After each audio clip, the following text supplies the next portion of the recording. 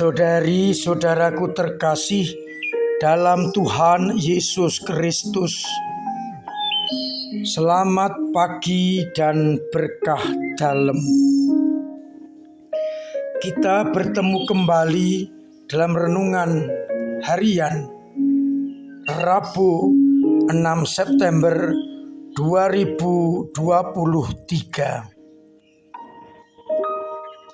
Seperti biasa, permenungan kita dasarkan pada bacaan Ekaristi harian. Bacaan pertama hari ini dari surat Rasul Paulus kepada jemaat di Kolose merupakan pembukaan suratnya.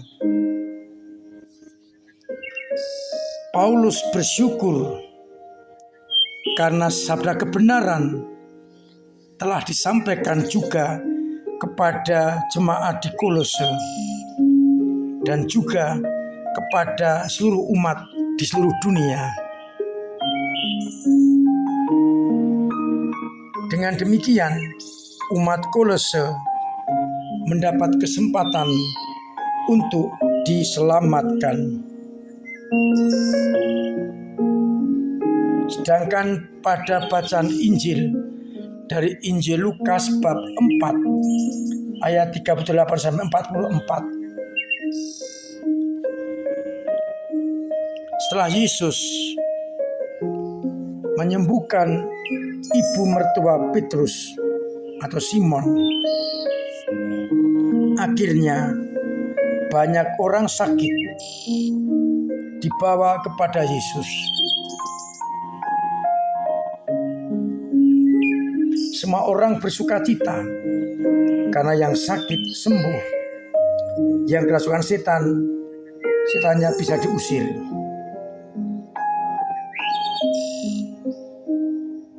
Dan ketika Yesus mengasingkan diri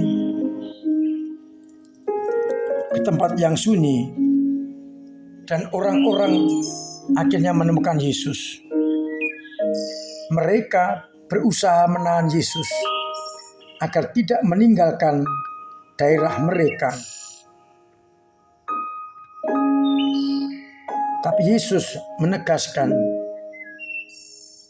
juga di kota-kota lain aku harus mewartakan Injil Kerajaan Allah. Saudari-saudaraku terkasih dalam Kristus, beberapa pelajaran dapat kita ambil dari bacaan-bacaan ini. Paulus bersukacita ketika keselamatan juga diwartakan kepada banyak orang. Maka Paulus bersukacita ketika orang-orang di Kolose juga telah menerima rahmat kebenaran, rahmat sukacita. Dan itulah yang dikehendaki oleh Allah. Semua orang menerima kabar keselamatan dan kita diminta untuk membantunya.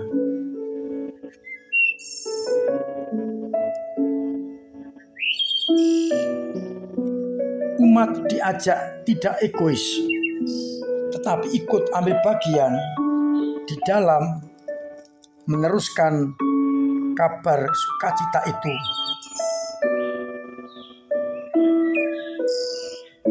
Pada Injil kita melihat bagaimana sikap orang-orang waktu itu ketika mereka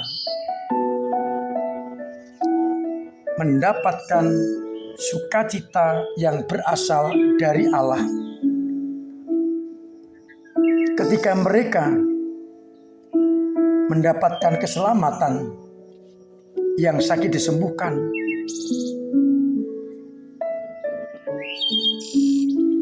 yang kerasukan setan, iblis dikeluarkan,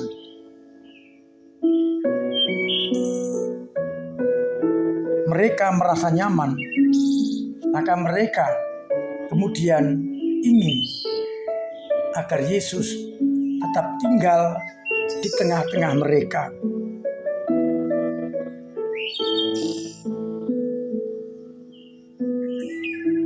Rupa-rupanya kenyamanan, kegembiraan membuat mereka menahan Yesus agar tetap tinggal di kota mereka. Tetapi pertanyaan kita, motivasi apa yang membuat orang-orang menahan Yesus? Apakah karena mereka beriman kepada Yesus? Ataukah karena mereka mendapatkan kenyamanan, orang sakit sembuh, orang kerasukan setan, setannya keluar. Dan inilah yang menjadi catatan kita. Orang ingin bertemu Yesus karena kenyamanan, bukan karena beriman.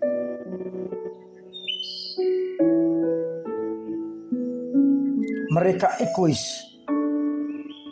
Mereka ingin Yesus hanya menjadi miliknya. Maka Yesus menegaskan, di kota-kota lain aku juga harus mewartakan Injil. Sikap nyaman bukanlah sikap pengikut Kristus.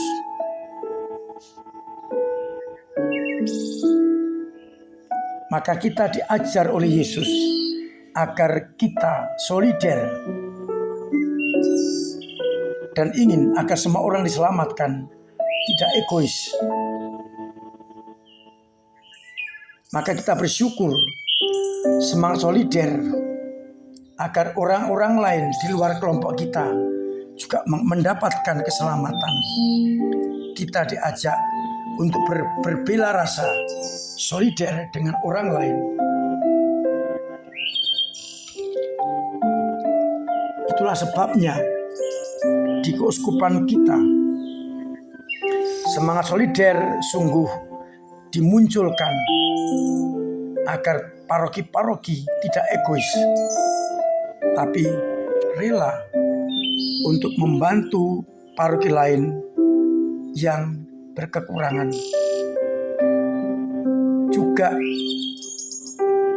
di paroki kita, tiap-tiap lingkungan diajak solider untuk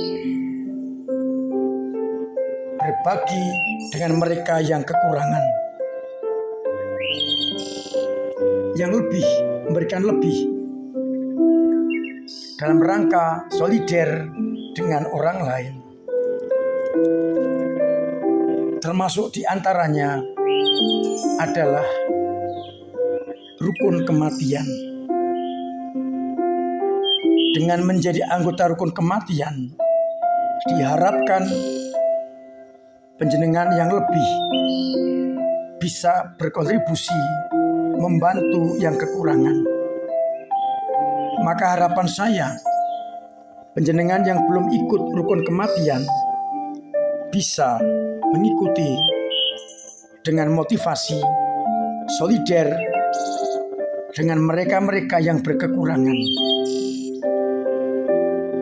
Jangan sampai ada alasan, saya sudah ikut ini, ikut itu. Tapi semangat solider yang harus kita tumbuhkan. Di kota-kota lain, aku harus juga mewartakan Injil Kerajaan Allah. Semangat itulah yang harus kita bawa untuk selalu berpihak kepada orang lain dengan solidaritas kita. Jangan justru mempermasalahkan itu. Maka saya mengundang panjenengan semua untuk solider dengan umat yang lain Dengan cara itulah akhirnya keselamatan, sukacita akan dialami oleh semua orang. Semoga semangat solidaritas ini yang kita timba dari Yesus di kota-kota lain, aku juga sematakan ini kerajaan Allah, menjadi semangat kita agar akhirnya semangat hidup jemaat perdana menjadi semangat kita paroki kudus ini. Mari kita mulai meninggalkan sikap egoisme. Kita bangun semangat solidaritas agar akhirnya banyak orang benar-benar mengenal, merasakan, dan menerima kasih Allah lewat sesamanya. Tuhan memberkati kita sekalian. Amin.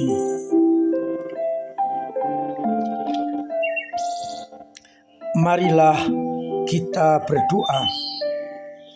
Bapa yang penuh kasih, kami bersyukur lewat sabdamu kami kau ingatkan agar kami mempunyai semangat dan sikap solider kepada orang lain, agar akhirnya banyak orang mengalami kasih setiamu.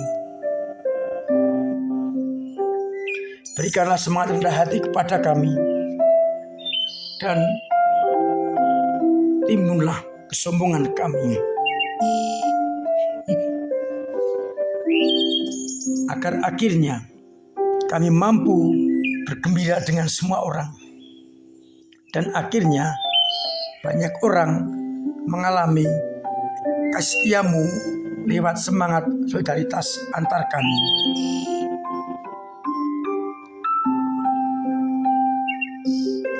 Kuatkanlah iman umatmu yang lemah. Semoga mereka yang sakit Engkau sembuhkan, yang telah meninggal Engkau masukkan dalam bilangan surga, dalam bilangan orang kudus-Mu di surga.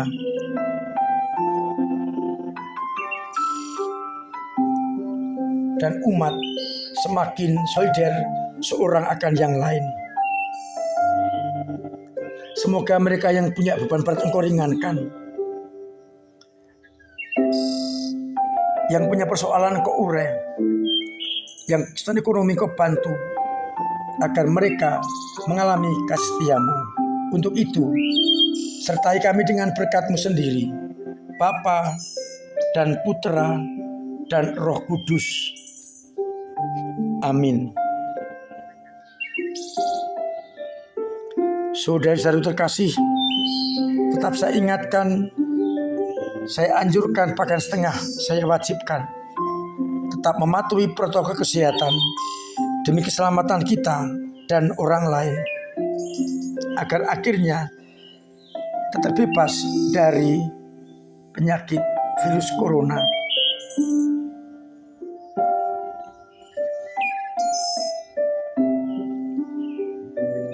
Saya masih mengajak Jumat tanggal 8 untuk berbondong-bondong mengikuti puncak acara ulang tahun paroki kita dengan ekaristi syukur dan lomba tumpeng serta pembagian hadiah.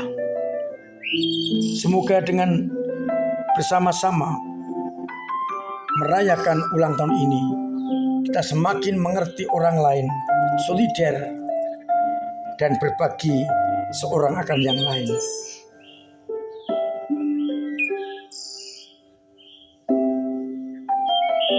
Saya ingatkan, tumpeng harus sampai di Mandala Geraha maksimal pukul 5 untuk dinilai dan akan diumumkan setelah misa.